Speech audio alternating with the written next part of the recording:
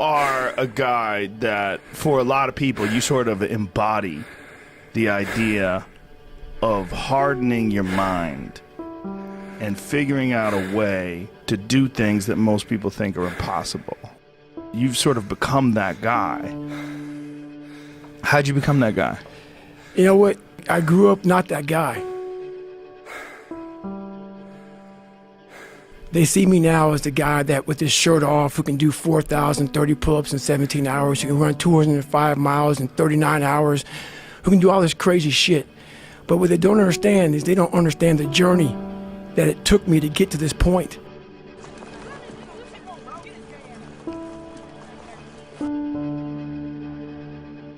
My dad beat the shit out of me when I was growing up.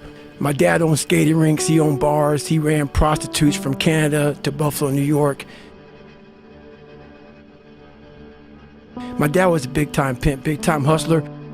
Anything bad about a person, he was that kind of guy. Beat the shit out of me, beat the shit out, out of my mom. There was an incident one time when my mom got knocked out on top of the stairs and he dragged her down the stairs by her hair. In my mind, I was always afraid. My whole life I was afraid, but I had this fucking voice, this conscience that would always be battling me, saying, hey, you gotta get up and do something. I didn't want to do shit. And I have a big time learning disability because my dad didn't believe in us going to school. So when I went to school, my learning disability, I had social anxiety. I was just a jacked up kid from living in this tortured home. So all the insecurities I had when I was a kid with my father, it just got worse and worse and worse. And the shit haunted me.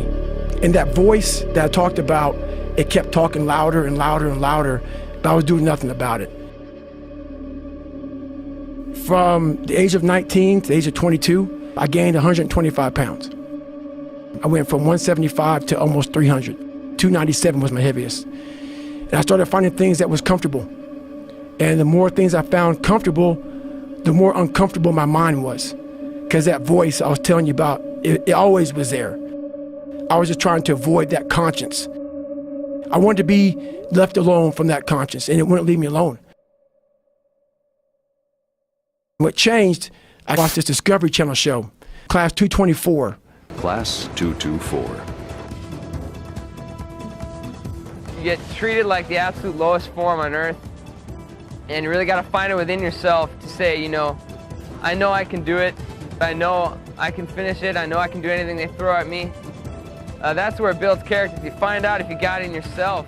I watched the show, and it made me reflect big time on the piece of shit that I am, and I'm exactly what people said I was going to be. I was watching these guys going through Hell Week. Hell Week, the most dreaded week of buds. It's the ultimate test of one's physical and mental motivation. A round-the-clock regimen of intensive physical training and harassment, with as little as 4 hours of sleep during the entire week. And these guys ringing the bell, quitting, dropping their helmet down, rolling out. A lot of guys just leaving. And it made me reflect on my fears, my insecurities.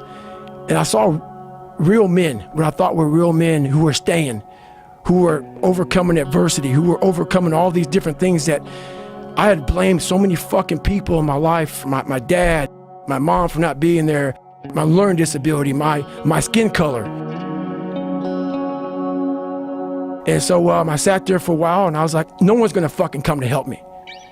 No one's gonna fucking come to help me. It's fucking me against me, period. I had to man up. And I said, the first thing I gotta start doing is facing every fucking fear I have.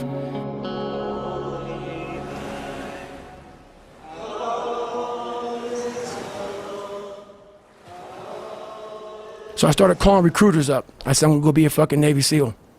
There's a weight and height limit to get in the military. And I was 6'1" and 297. And I called this guy named Steven Salgio, recruiter, up. And he said, hey, come on in. He saw me, put me through the weight standard, all this other stuff. And to get into the class I had to lose 106 pounds in less than 3 months. So I was like, fuck that, I can't do that. I grabbed my chocolate milkshake and went back to Ecolab, respray for cockroaches.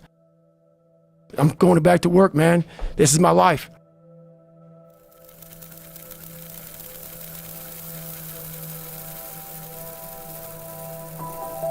I don't like cockroaches too much. I hit the mother load of cockroaches. And I sat there and said, this is my life. This ain't gonna be it for me. So I quit my job, got back in my Ecolab truck, and I went home. So my first run, when I decided to lose the weight, I was, like I said, 297. I was about 32% body fat. My idea was to run 4 miles for my first run. I didn't know how bad it's gonna fucking hurt me. I used to run before I was fat, and I was like, fuck it, I can do this. I ran a 1/4 mile and walked home. I walked home and sat on my couch and cried. I said, man, I can't fucking do this shit. I don't know what I'm gonna do. And my mind just kept fucking with me. And kept fucking, you're not good enough, man. This isn't for you, man. These guys are the baddest motherfuckers on the planet Earth. You're not that. How do you move forward? What it was, and it's kind of funny, I was obsessed with Rocky. And I would fast forward with the little VHS tapes to round 14. Round 14 fucked me up like nobody's business. Hard left and the right combination. What is keeping him up, Bill? I don't know. When Apollo Creed beat the fucking shit out of Rocky, beat the shit out of him, he kept fighting. He was a dumb fighter, couldn't read, couldn't write. That was me. He was in that corner, everybody was saying, stay the fuck down. Down, down, stay down. Apollo dancing around with his arms in the air. And him getting up, Apollo Creed raised his arms up in the fucking air, turned around, thought he won the fight. He turns around and sees this guy getting up, and it was the face of Apollo Creed that changed my life. The face of Apollo Creed. It was like, just by that motherfucker getting up, not winning, just by him getting the fuck up, Rocky had taken his soul. Had literally taken his soul. His head goes down, he looks down like, what the fuck are you? I wanted to be that. I wanted to be the guy that people looked at. I don't care if you liked me or didn't like, I don't care. But said, this motherfucker is gonna keep coming after whatever the fuck is in front of him. I wanted that. I wanted that. I wanted that worse than anything in the world. I kept picturing me falling down and getting up. I wanted to feel something besides defeat. I wanted to just go the distance. I say what if a lot. It sounds corny and it sounds weak, but it's true. What story would it be if my fucking fat, dumb, insecure ass can overcome this shit? What if I can be a SEAL, man? How would that feel? To go from this fat, insecure motherfucker to one of the best guys on the planet Earth. This journey is gonna take something that is gonna be incomprehensible to most people. So I would sit on my couch saying, who at 297, who can't fucking swim that great, who's scared of the fucking water, would have the fucking balls? Who had the balls to fucking man up, quit a job, and to put everything on himself? So it's how I started talking to myself and putting myself in a whole different category, and that would fuel me the next day, and I just kept using that as fuel and fuel. No one would do this shit. No one would do this shit. You're the baddest motherfucker around. You're the baddest motherfucker ever lived.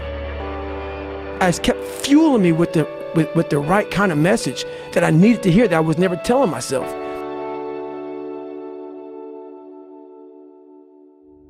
So it became from being defeated to like, man, all right, motherfucker, maybe tomorrow we can go 0.75. But I started realizing I can't run that far.